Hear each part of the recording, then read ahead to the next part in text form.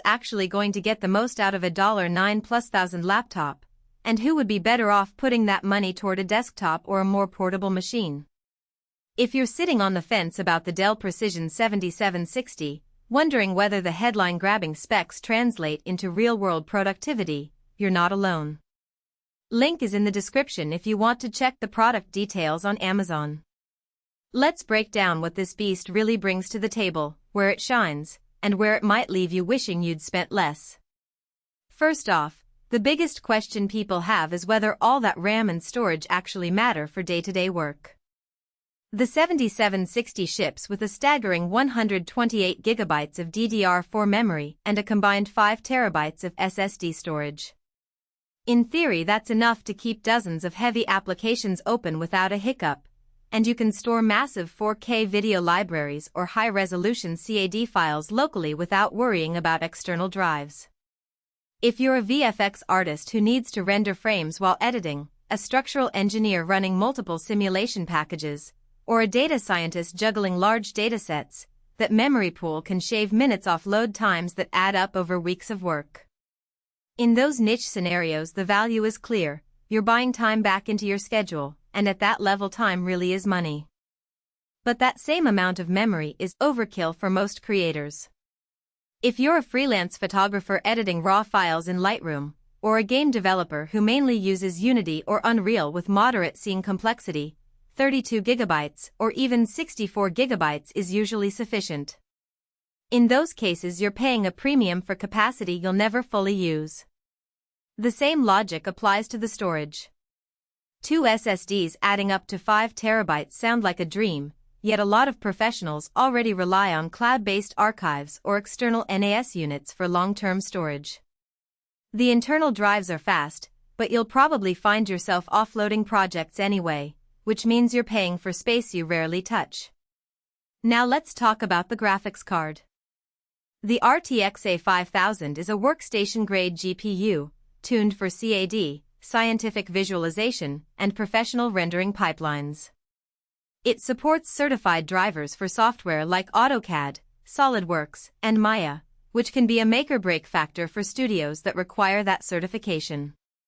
If you run GPU-accelerated ray tracing or need reliable OpenGL performance for simulations, this card will give you a smoother, more stable experience than a consumer-grade RTX 3080 would.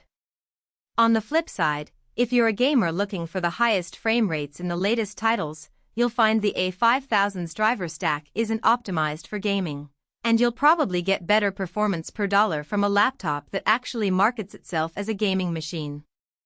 The 17.3-inch 4K display is another selling point that deserves a real-world lens. The resolution is crisp enough for pixel-perfect UI design and color-critical work, and the size gives you a comfortable workspace without needing a separate monitor. However, the panel's brightness and color gamut aren't always as high as you'd expect from a professional-grade display, and the battery life at that resolution drops dramatically. In my testing, even with power-saving tweaks, you're looking at under 2 hours of unplugged use when the screen is set to full 4K. That means if you need to work on the go, say, in a coffee shop or on a client site, you'll be tethered to a power outlet almost immediately. For a workstation that's meant to replace a desktop, that's not a deal-breaker, but for anyone who values true mobility, it's a hidden cost. Weight is another practical concern. The chassis is built to accommodate the massive GPU, the dual SSDs, and the cooling infrastructure needed to keep an i9-11950H running at peak. The result is a laptop that tips the scales at well over 7 pounds. You can lug it into a meeting room, but you won't be comfortably sliding it into a backpack for a commuter train. If you're the type of professional who travels between office locations or works from multiple client sites, you might find the heft more of a nuisance than a neutral design choice. Thermals and noise also come into play with a machine of this density. The high-end CPU and GPU generate a lot of heat, and the cooling system has to work overtime. In practice, that translates to fan speeds that can become audible in quiet environments. Think late-night editing sessions or library workspaces. Some reviewers have reported occasional thermal throttling under sustained loads, which can shave a few % off rendering times. It's not a catastrophic flaw, but it's a trade-off you should be aware of if you plan to push the hardware to its limits for hours on end. One area where the precision line traditionally shines is support and warranty options.